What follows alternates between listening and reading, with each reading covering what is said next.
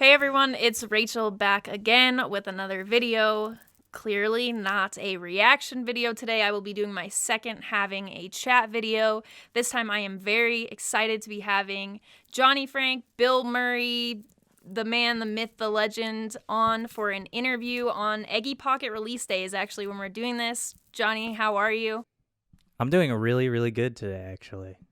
Has it been a good release day? How's the response been so far? It's later in the day now, 7:30 East Coast time-ish. How has your response been so far?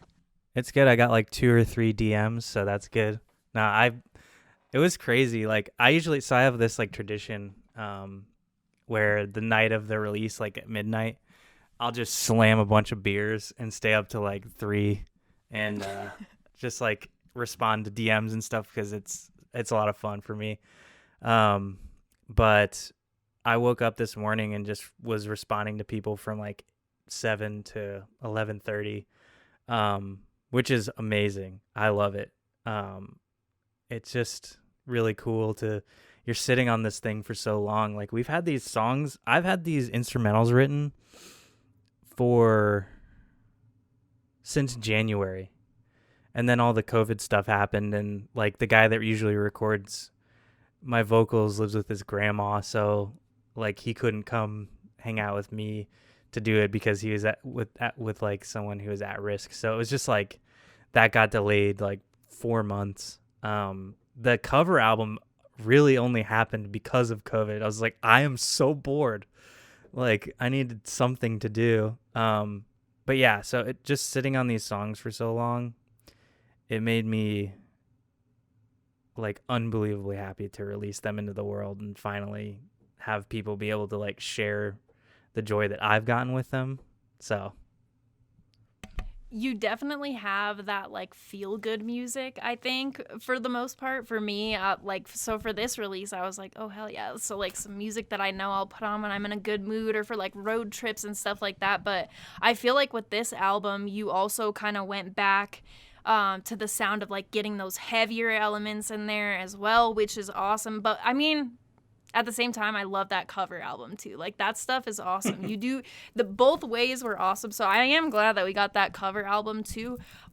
One of the questions I was gonna ask, since Rory is or Dayseeker, you've got that going on with both albums. How did that connection kind of come about with you and Dayseeker? he hit me up on Instagram and like tagged me and said, I really like this song. And I love his voice. So I was just like, dude, do you want to be on the next record? He said, absolutely. So it just worked out really nicely. And then I was doing the cover album and I was singing, we're doing that song, Fuck I'm Lonely, the Love cover. And I was singing the first part. I was like, this sounds like shit. Like my voice does not work with this at all. Like, it just doesn't make any sense. And it just doesn't sound right. And I just imagined Rory's voice in my head and knew that, oh my gosh, he's just got that. His voice just sounds so cool. My voice is a little more dorky, like, and his voice is like, it just sounds like smooth and cool. And I was like, this is what the song needs.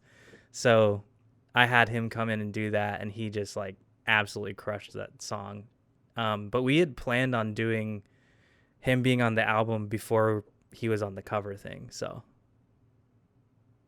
Gotcha. All right, so it just kind of works out that way. Yeah, the vocals between you and him, like the two vocals together, your voices together make for a really awesome song. Definitely with that cover. Cuz then I went and I'm like, okay, this is a cover. Let me check out the original. And I listened to the original and I was like, not for me. but the cover was definitely more my style. I think your voice with Rory's voice is one of those combos that's like a perfect duo. yeah, I enjoy the combo as well. I usually find that like I either get sick of my voice after a verse chorus or just like I'm getting more bored of just hearing one vocalist throughout a whole song. I think it's so much more exciting like when a completely different vocalist comes in for the second verse and like parts of the second chorus. It just like keeps the hype up. And then on this album, you've got a song with three vocalists because you've got John Mess from Dance Gavin Dance on there with you and Rory as well. So that song was pretty crazy with the three vocalist feature. And Were there any parts? I was trying to listen on my last listen through to see if like all three of your voices overlap at any point in time, but it's hard to tell between like the difference of 2 and 3 when I feel, or I was just focusing too hard too, which is completely likely. But did you all record them separately and then just you kind of put that together? I'm assuming. Yeah. When we say so it's time to let go at the end is all three of us singing at the same time. I knew it. All right. I knew it. Yeah. And then I think, yeah, John recorded it in California. I think Roy lives in California too, and they just emailed it over. Yep, 2020 for the most part, I'm sure, for mostly everybody. Yep. I was wondering, of course, I'm sure that you've had this question a number of times, but obviously Bilmuri, actor, but what made you decide, like, okay, I'm going to release music under Bilmuri? Like, what stuck out? And the spelling and everything, how'd that come to be?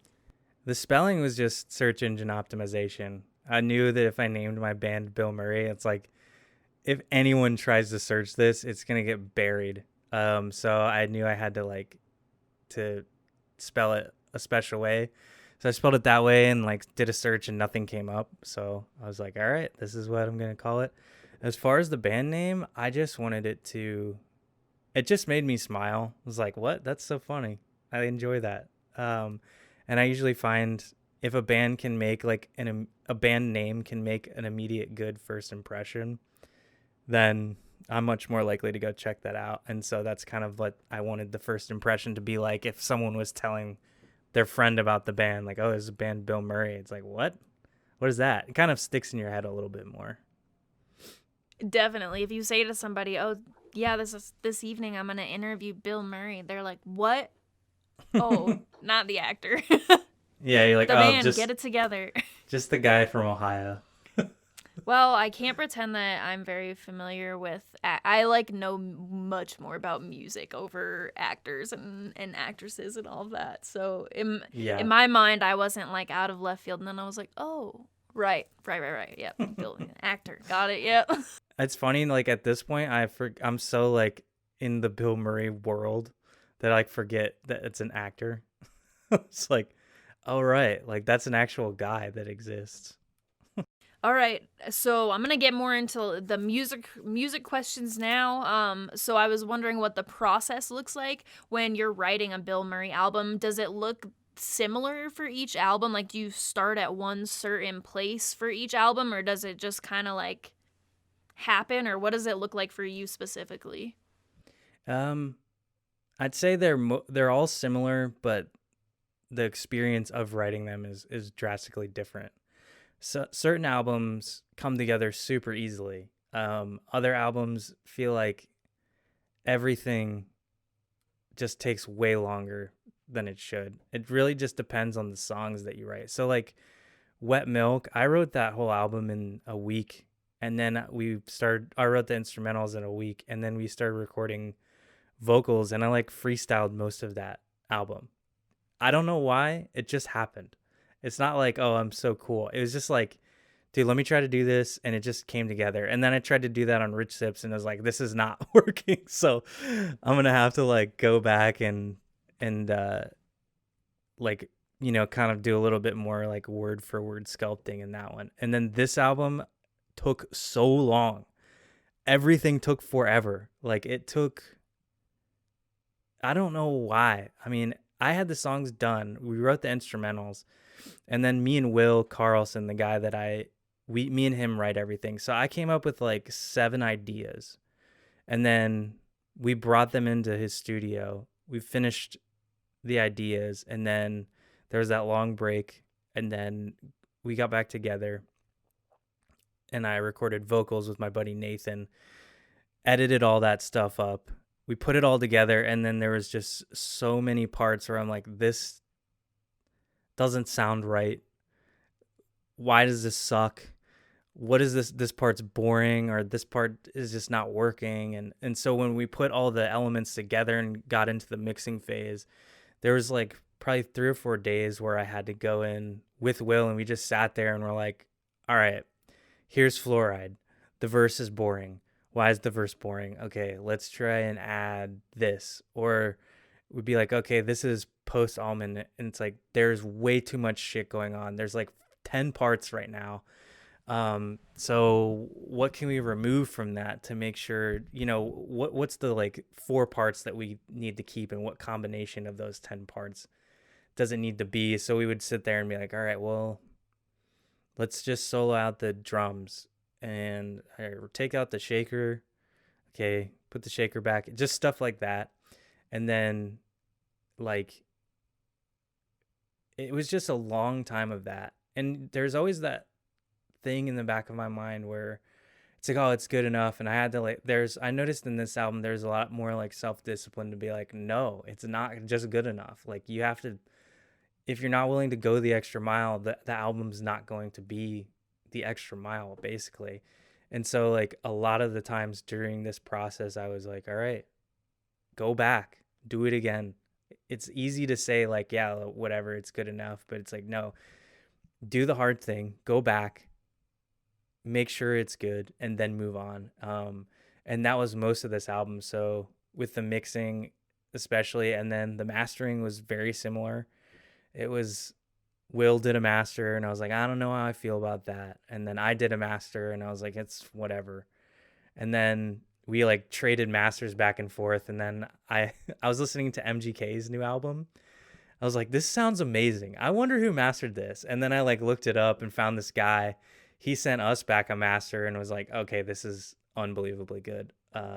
And that was a long time. There was a lot of time spent like, listening to like 4 different masters to a song at like 11 at night, being like, what the fuck? I'm scared. Like, none of our masters sound good. Like, so I think that was the main thing. I mean, just the process overall that was the theme that I noticed on this album, was like, it's not going to come as easy this time. You got to go back. You got to make sure that every part of it is like as entertaining and enjoyable as possible. Like, even if there was like 4 or 5 seconds that I was like, this 4 or 5 seconds is fucking boring. Like, we need to put something here. But then it's like, something needs to go there, but you don't know what it is. And sometimes it's an accident. You stumble on, you're like, oh, like I at the beginning of one of the songs, there's a vocal, and I accidentally sent Will the wrong vocal, and he dragged it in, and I was like, oh my God, that's exactly what it needs to be. So just, sometimes it would be an accident, sometimes it would be just like other random stuff. Sometimes it would just take a lot of trial and error to figure out what the right sound was. But once we got it done and all the dust had settled, it was incredibly satisfying. I was like, I feel like I was pretty cocky on like the marketing on this album. Was like, this is the fucking best album ever. Like, no album is better than this. And I was like, I probably sound like a douche, but I like completely believe this. Like, maybe not the best album ever, but I think it's like my best work by far. But yeah, so anyways, that is an incredibly long-winded way to say it was a very painstaking process and for some reason, just took way more time to get it right. Well, I feel like that definitely shows in this album, and I would agree that it's probably the best work that I've heard from you, I think, but it is hard to tell because I think that this album also does a good job, because that shows that you like went back through and made sure that every second is like entertaining, because I kept listening to it over and over again all day, and I'm like, what is that noise? What am I even hearing? So I don't even know what this is before. Or like some of the stuff I heard, I'm like, oh, okay, like what? So you actually got me into the sax solos that are put into like post-hardcore, because it's not the first time that we've heard that from you. Obviously, Right. you hear that on other, like Wet Milk, I think, too. Mm-hmm. And the first time I heard it, I was like, what the fuck is that?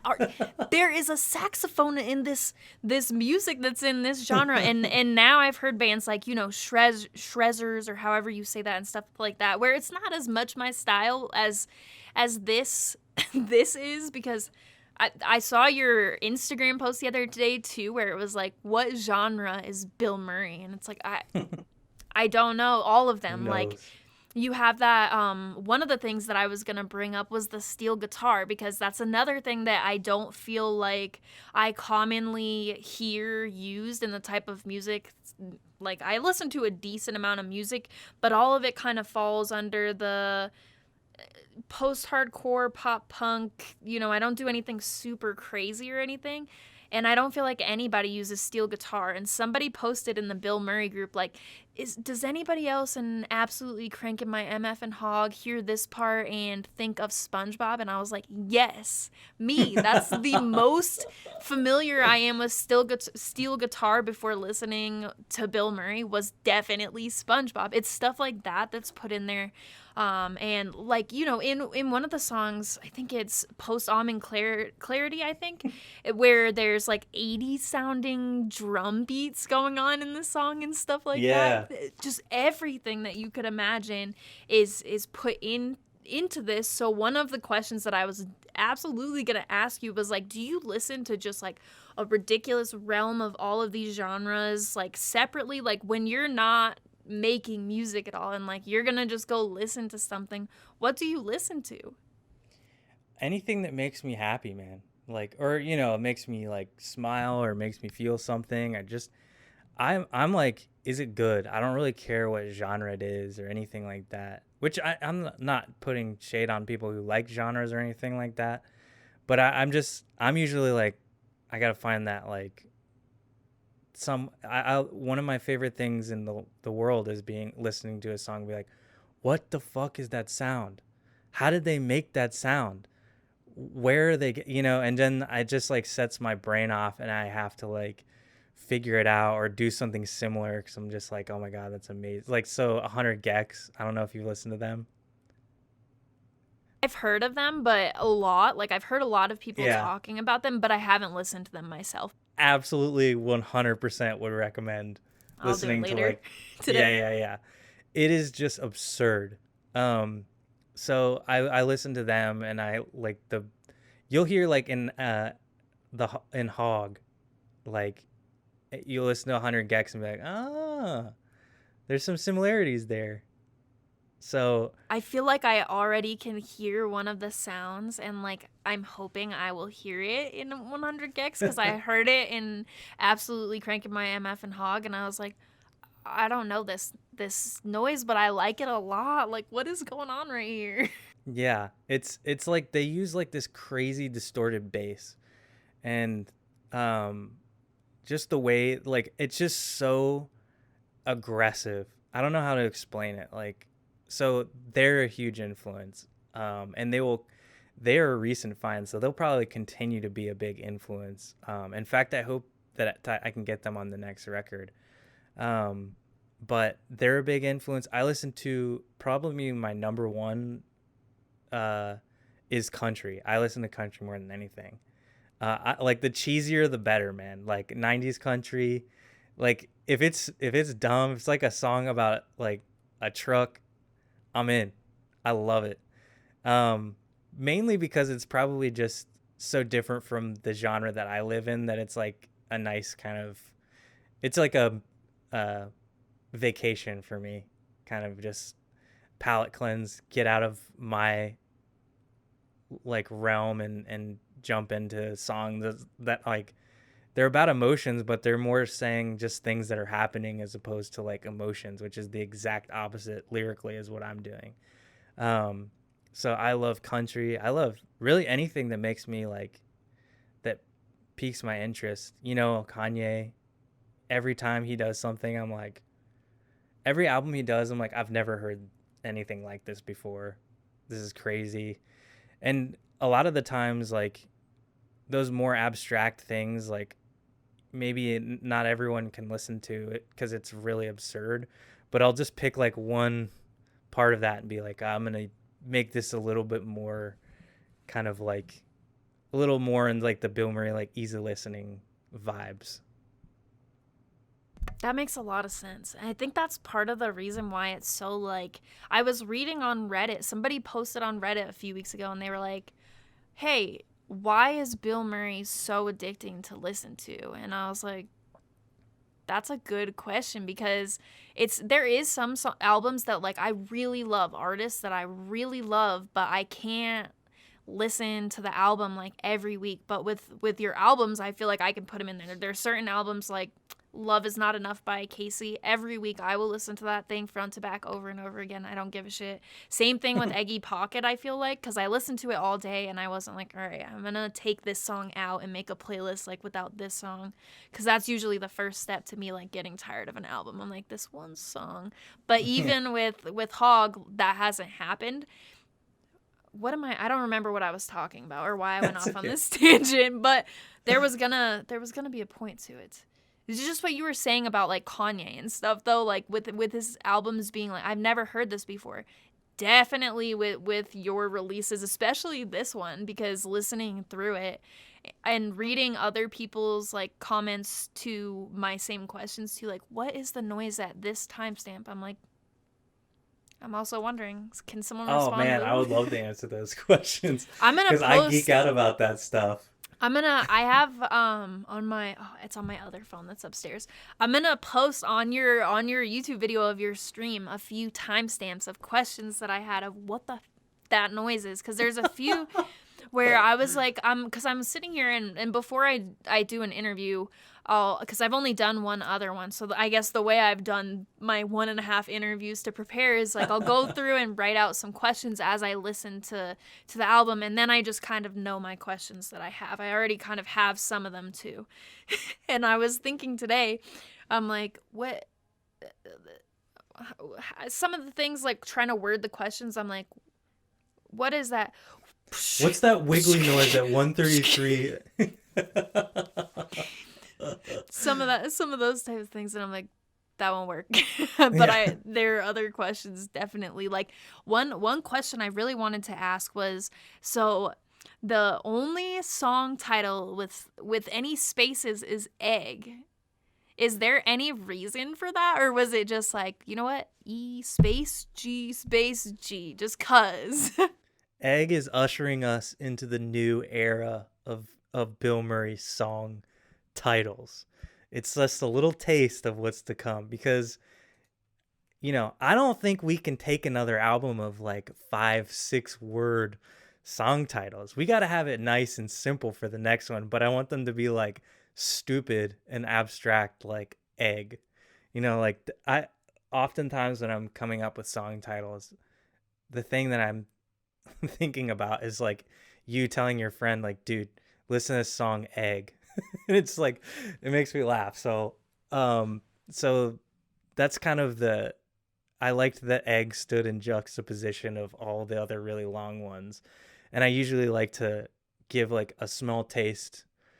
I don't like to make changes like super drastically. I like to make changes like incrementally. So the next album will have more of those kind of like dumb but very simple, easy to say names, at least as of now.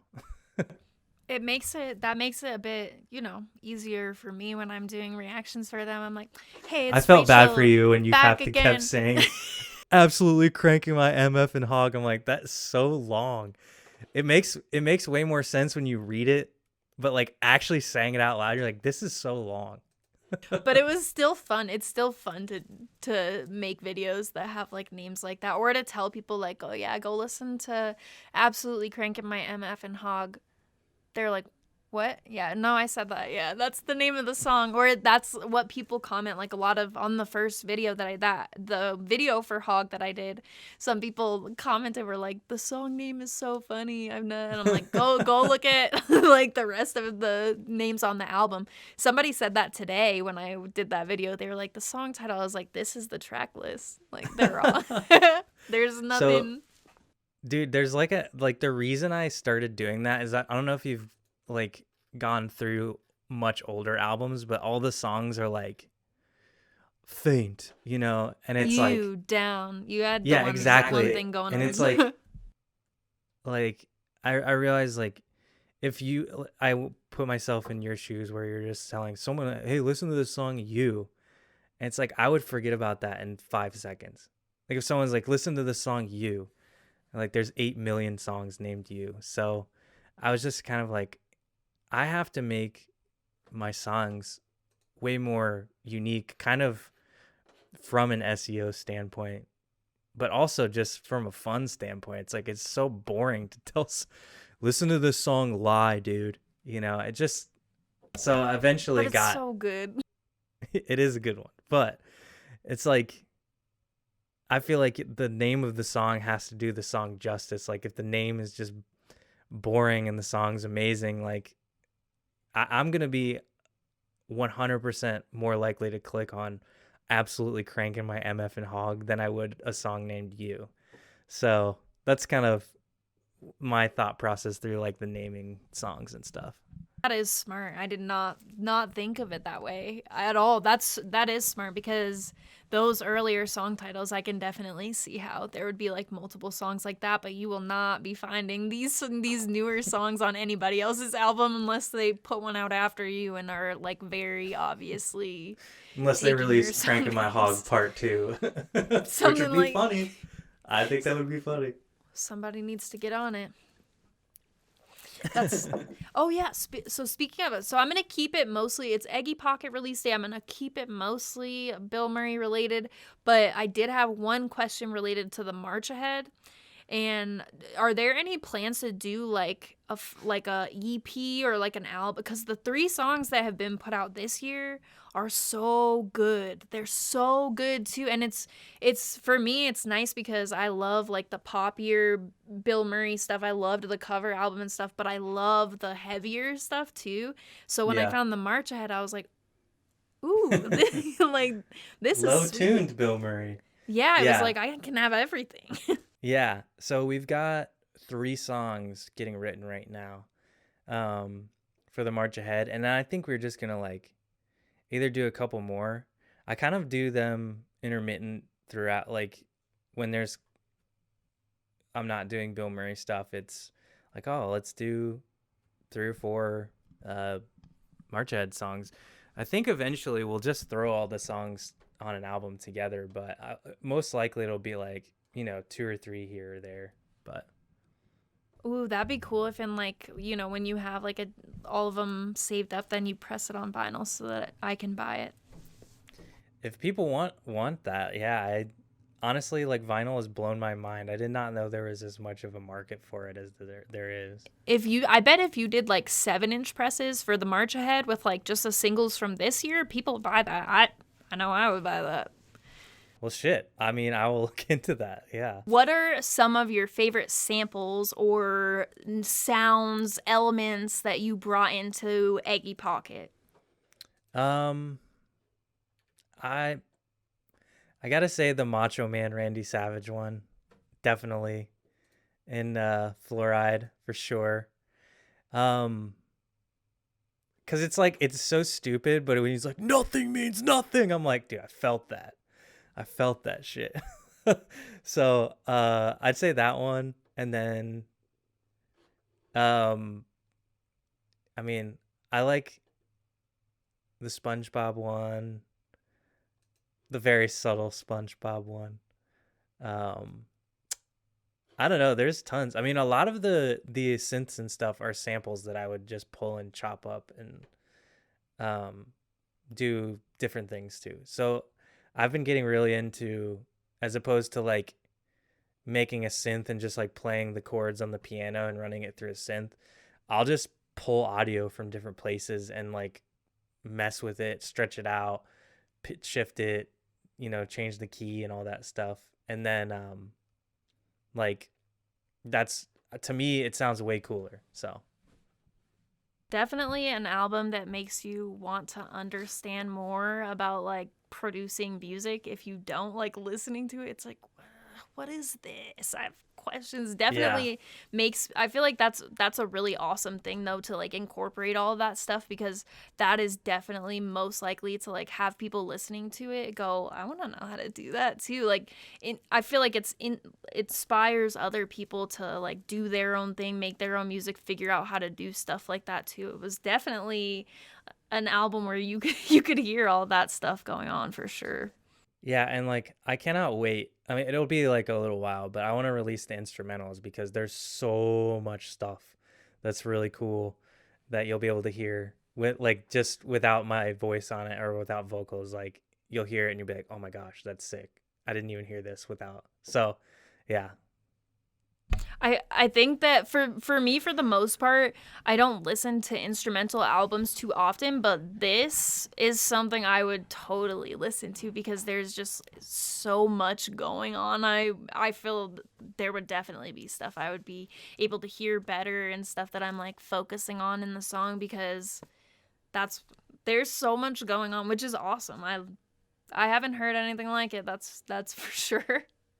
Yeah, it's definitely there's a lot going on and it took us a long time to like get the get the proper amount of things going on. Sometimes it would be too much and sometimes it'd be too little and be like, this is chaotic and is making me feel anxiety.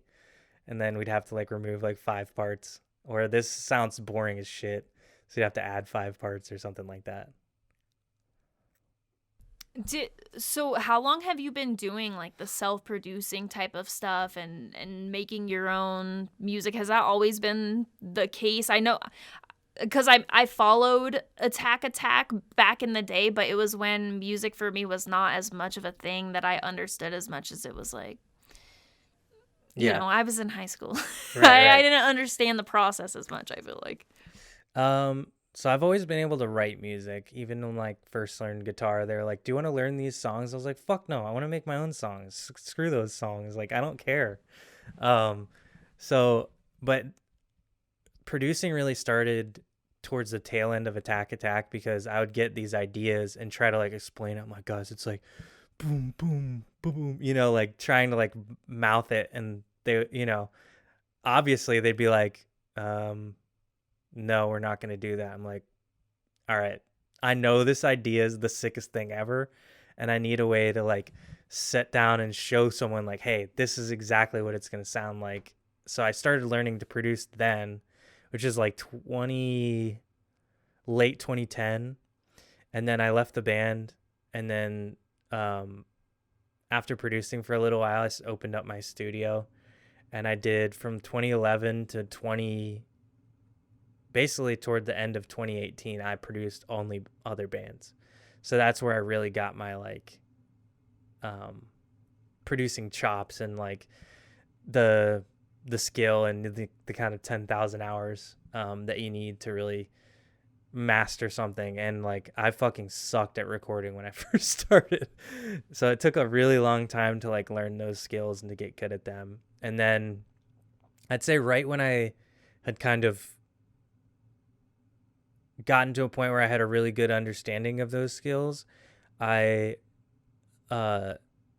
started Bilmuri, like not knowingly, but I felt probably in my heart like, okay, now I can finally make the music that I want to make because I don't have to rely on anyone to make it, and I don't have to like have my ideas be vetted through like a council of people. It's just, do I have an idea? Then I can bring it to the world. And it took a long time to get there, but that's how I got that skill basically. That's crazy to think about, because that makes a lot of sense, because I can't imagine like having Eggy Pocket in your head and trying to explain that to someone and have them make the same album. Like that just wouldn't be able to happen if you didn't know how to make it. Right. Yeah. And it's like, yeah. And that is like how it is I'll think of something and be like, this is awesome. And I can't explain it to people. And so I'm just like, all right, I'm just going to do it. And like, you just got to trust me. It's going to be sweet. So luckily when I work with Will, like he trusts me a lot, which is nice. And we have a nice mutual trust there too. Like there's times where I was feeling kind of tired in this album, like towards like the last 5% of the mixing process. I'll be like, I remember specifically in the beginning of Heavy Stone that the first verse, I was like, Will, I'm tired. The first verse is boring as shit. I need you to just add something cool. That's my only note. Like, that's the only thing I can give you. Like, make something cool here. And he did. He added the vocoder, and that made it sound like amazing. So, yeah. He's me and him are like the first people. He's like the first person I've collabed with where it's like truly on like a Bilmuri level. We like get each other. That is awesome. I can't imagine making music like that and having to go through like some of the stuff that I've heard that people go through when they're trying to like do their own thing and release their own music. And I think that's why it's cool that like more artists I feel like are listening to stuff like your music and wanting to do their own thing more, which seems like the better idea, because I never ever thought of it that way either. Like you having the ideas of songs in your head but having to like explain the sounds, and then it probably never comes out the way people are intending for it to. No. That's crazy, the amount of music that probably came out way differently than sounded in the artist's head. For sure. Or like some musician had an amazing idea and then someone shot it down. It's like, damn. Should at least try it, see what it sounds like. Yeah, exactly. Or just start your own band and there you go. Do you have on your songs for Eggy Pocket, do you have a favorite song off of the album? I feel like it changes every like day. But I honestly don't. Like I feel like it really just depends on my mood. Like sometimes I want to listen to a heavy one, but I really feel like every single song I love for different reasons. And that's like such a bullshit answer, but okay, so I'll give you like right now. I got to say like Midwest.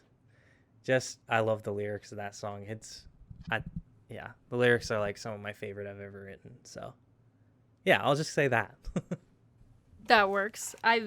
I can definitely see why multiple would be. When you're at what point in the process do you name the songs? Like the very end. Like I was changing names after the album artwork had been made. So I had to like go back and be like, "Hey dude, can you change the name of this song?" So yeah. Album artwork. That is another good subject. When it comes to your, not just your album artwork, when it comes to the merch and stuff like that, to your videos that you make, where does that come from for you? Is that just like your style, or did you see something that sparked like, oh, I love the way that like that sense of humor is incorporated? Because that's something that I love about it, is like the funny aspects of it as well. Like showing somebody Bilmuri, like we were talking about before, it is so much fun because the music is really good, but also you're like, oh, the name is Bilmuri. Oh, these are the song names, and also this is the album cover. And that's exactly like what it is. So like my goal with album artwork, I mean, you can look at the earlier albums and it's like, they're definitely cool looking. But if there was like, 50 different albums that you're looking through, like scrolling through album artwork, that would never stand out.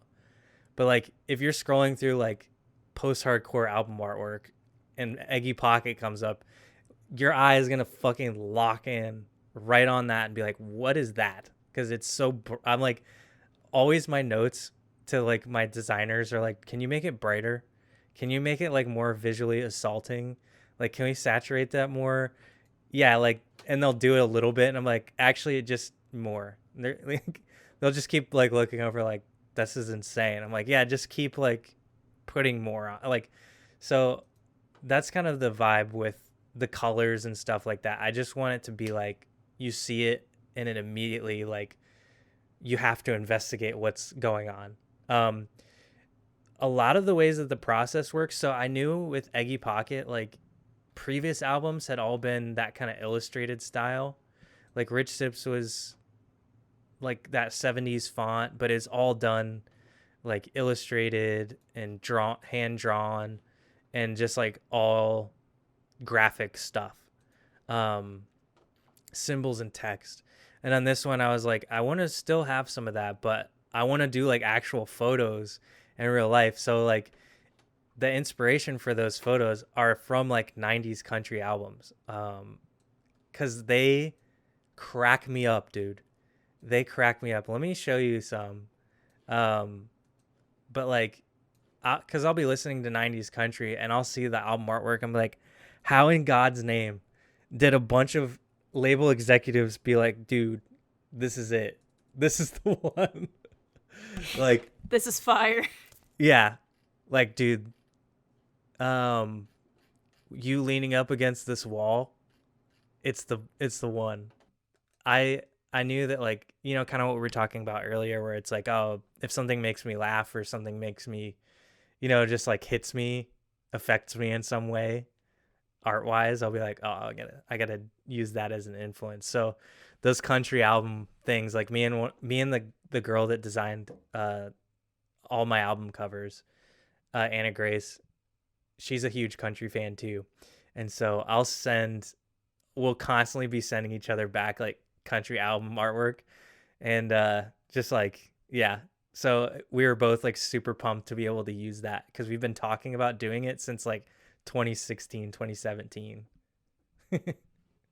That's hilarious. Yeah. That works though. It definitely works too, to where you're so right too. When you're looking through like post-hardcore or anything like that, and then you see like that deathcore logo, you're like, what's What? going on here?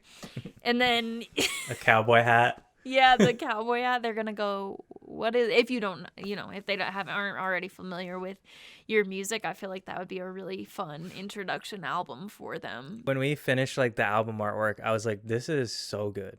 Like, it's so cool looking. To me, like, to you, what does it look like? It looks like Bilmuri. Like that is, it looks like, that is like asking me to explain what genre Bilmuri is. It just, to Okay. me, like, that is, I'm expecting something so different from Bilmuri that like when I see it, I'm like, yep, yes, this is it. This is the Eggy Pocket cover art. I feel this in my soul. It just feels like you're like, yeah, this Yeah. fits.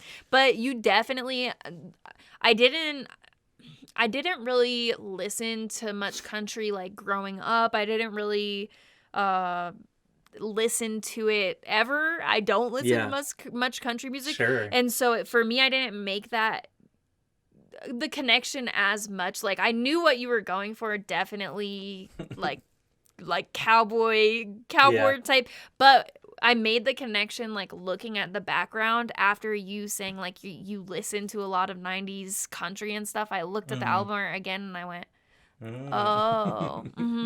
But when I first saw it, it didn't, because I think that the same thing that we were talking about before, were like, for me, I am so actively involved in like this music and like this, that like we were talking about with Bilmuri the band being more normal in like my life than Bilmuri the actor and stuff. It's the same where like when I see the album art, I'm like, Bilmuri, and then when you said 90s country, I was like, that exists, that's a thing, that's where it comes from. I get it now. Yeah. To me, like, when we made it, I wasn't really like, that's the interesting thing, is when me and Anna Grace go to make the album artwork, I'll usually just like have a couple things in mind, and then she'll come over and we'll just sit down and make it together. I'll be like, oh dude, like, try putting this here, and then we'll do it, and then like we'll make some sort of like mistake and it'll be hilarious, and then we'll just be like, oh dude, keep that. But like when we finished it, I was like, it looks like a Quentin Tarantino death metal 70s horror sci-fi movie poster. Like, that's to me what it looks like. But I was just curious like what other people viewed it as. I think my favorite part of the whole thing is like the giant shining beam of light off of the sunglasses on top of the cowboy hat. So that makes me unbelievably happy, because that was like one of those details where I was like, I got the idea, and it would have been just easier to go like, it's already done. But like a week after it was finished, I was like, nah, we got to put a twinkle on that. There has to be a twinkle on the sunglasses, like, and so I had to like, I went back to Anna Grace, was like, hey, can you add this? So yeah, it's just those like that kind of like existed throughout all, like, oh, this is how we kind of go farther, go above and beyond to kind of get the proper thing. So I'm so glad you noticed it. That's awesome. Definitely. There's multiple things about the album that I feel like the album art properly reflects the album, because when you're listening to the album, you keep hearing stuff that you're like, oh, what? And then when you look at the album, you notice more stuff like, oh, this picture's like in a very clear type hue, and then this rainbow like morph picture on this side. Stuff like that. It's the same thing as like listening through the album where you're like, oh, I never heard that the first time. What is that noise going on now? Like that type of Yes. thing. It matches up that way. I love that, dude. That's awesome. Definitely nailed the album art matching the album. Something else with the album that I was wondering is how you decide, like, because like we were talking about, for you it's not new to put like a jazz solo or like the pan flute or something like that in, but how do you decide, like, all right, you know what needs to go here? Like, we need a sax solo right here. It's gonna, and it works so well. How do you like hear that but in your music? Or do you have like the whole song first and add it in, or is it already in the writing process? You're like, okay, this, okay, and now jazz Solo. like I a think solo. it's different for every song. Like every song is a different story. So um with the country solo in Hog, I I knew that was going to be there. I wrote that, like, that part. It's like, this is going to be like Cow People, the sequel. I'm going to have another one of these because it was so awesome the last time. So I wrote that part like, yes, this is where it's going. I'm going to send it to the guy and say, here's where you do it. And then what he did was he did like 20 different takes over of like just solo, solo, solo. Sent me all 20 takes. And then me and Will went through and cut up like the best sections of the whole thing and like built our own solo over that. So it'd be like, oh, I like this little like 3-note thing here. So keep that. And then 4 takes down and be like, all right, this 4-note thing here is cool. So move that up to the like the solo. And then okay, switch them now. And then move this other part from this take. So that's how that one happened. The saxophone riff was originally a vocal sample that I took and was like ba, ba, ba, ba, ba, ba, ba, ba, ba. Kind of like Bring Me the Horizon kind of thing, like how they always do that with like Throne and stuff. But I was like, this sounds stupid, and so I was messing around and took like a little crappy fake sax and put it there with the right notes, and it was like, oh yeah, this is it, this is the sound. So then I had my buddy Daniel do that, and then my friend Lee Albrecht did the solo on Egg, and he's like one of my closest friends, and he's done probably like 8 solos on Bilmuri. Like most of the solos are Lee. So I knew that I wanted to have one during that part, and the only like advice that I gave to him, I was like, dude, I want it to sound like a bald eagle like screeching American freedom, you know. And I was like, just make it like sound like freedom. And so he like, you know, threw all that stuff on there, and we added like a jet flyby like right before the solo hits. So next time you're listening, it's like like right before. That is it. That's why, like, listening through, there's so much where you're like, what did I just hear in the song? That I'm definitely, yeah, after this I'm listening to Yeah, Eggy right before Talk the solo kicks in, it's like a we like looked up like F-16 again. flyby and like put it in. That's way. How about pan flute or like flute? How did that get worked into like your situation? Dude, I don't know why, but the flute is like the funniest instrument to me. It always makes me like laugh. I don't know why. I don't know if you have any ideas, but like I think it's like dorky like medieval shit. Like those dorky like medieval jokes I don't know why, get me. So I was kind of like, I don't know, dude. It's like every time I hear the flute though, it like makes me smile. So and that flute thing at the end, I was like, I want to put like a really dorky sounding flute right at the end of like the heaviest Bilmuri breakdown that's ever been made. Sounds so good too. And you're listening through and you're like, is there really is a pan flute right here? That's or flute. I don't know the difference, to be honest with you, between a pan flute and a regular flute, or any flute for that matter. I don't think I've seen a flute since like middle school band, but Really, you struck me as someone who would be an expert on different types of flutes. you've Like, got is that a pan flute? that right there. Like what? Yeah, I have questions about the flute now that I'm gonna look up later too. I'm gonna look up some flute videos later, but I thought it was interesting because the only other place I've really heard the flute incorporated was this year also. Other than obviously you did that. There was flute also on Wet Milk, wasn't there? Oh yeah. Yeah, there's flute all over. Yeah. That, so with your music, it's the only place I heard it until this year, and then I heard on the Wise. I don't know if you've heard of the Wise Man's. You're saying the Wise Man's Fear?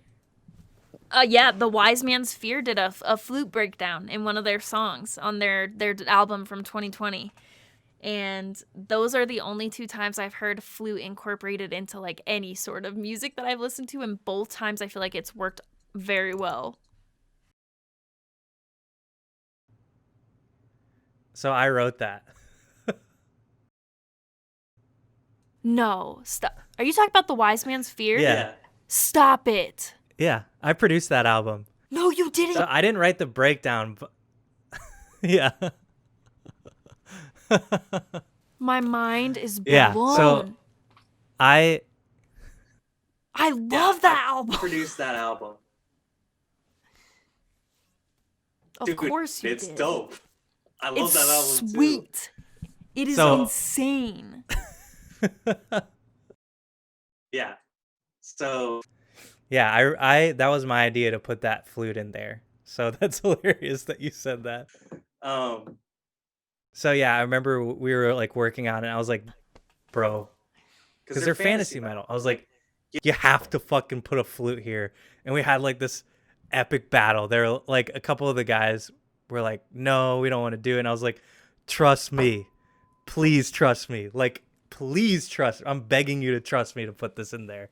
So yeah, and then you know, most of the guys were on board with it. But yeah. Right now, I'm gonna interview Joseph. Oh, dude, Joe, he's awesome, man. He's coming on here to do an interview. I'm gonna send him a message after this and be like, I'm dumb as hell. I had no idea that Johnny produced that. That album is really, really good. Dude, it's awesome. They killed it. I had never heard of them before this year, but I found, I think it was the Relics that I found first when it was a single, and then I like was waiting for the album to come out. I had no idea. I just remember hearing the flute and being like, huh, I've only ever heard this in Bilmuri before. And then I just moved on. That makes me so happy. Yeah, dude. That was that's I threw that little part in there. Great work. That hit for them. It really I saw a lot of people commenting on that flute breakdown. I knew. I was like, I know it's ridiculous, you guys, but like, trust me, it's gonna get people to like talk. It's gonna get and I was like, it's fucking dope. It's so good. So yeah, but I think the first time I've heard flute was Dance Gavin Dance. What's the name of that song? I know the melody. Dun. Fuck, what is that? I don't know how familiar you are with them. I've seen them live so many times, I feel like, and I know a decent amount of their songs, but I'm not as big of like they're a very, very, very hardcore Dance Gavin Dance fans, and they know the material front to back and have listened to everything. Yes. I'm not that way. I just have like my favorite Dance Gavin Dance songs. So I probably don't know it, most likely. I know like their you know, some of their most popular stuff, some of their stuff that they were releasing like my senior year of high school, because I was good friends with someone who loved them a lot, stuff like that. But they have a lot of music, and I definitely haven't listened to all of it. Yeah, so it's called Young Robot. There's a flute at the beginning of that, and it sounds so awesome. So I think I heard that, and I was like, in the back of my mind, like, yes, this is. There's just something about it that blends so well. So the contrast of those things used in like this sort of music, for especially when it comes to like the wise man's fear and stuff like that too, or when you put a breakdown in the same song that has the sax or the flute or whatever, it just sounds so cool. It's so different. Yeah.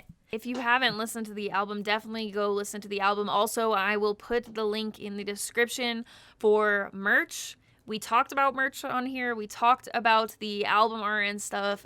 I highly urge you, suggest you, whatever you want to say, to go check out the merch that he has put out, because it's really cool. It's really different. I've placed like 3 different orders already. I keep thinking about stuff, going back to it. Go check out the merch. Link will be in the description. Go listen to Eggy Pocket. The repeat value is phenomenal. I've listened to it like 70 times today. Same. I've listened to it all day today. Me too. I was listening to it all day, and then after we talked about doing the interview, I was like, oh, now I need to listen to it in like a sense of like, I'm going to do an interview later. But then I was like just typing anyway, like not even fully listening, already knowing what I want to ask. And I was like, where was that one part where I was, there it is, I want to ask about it. Yeah, like.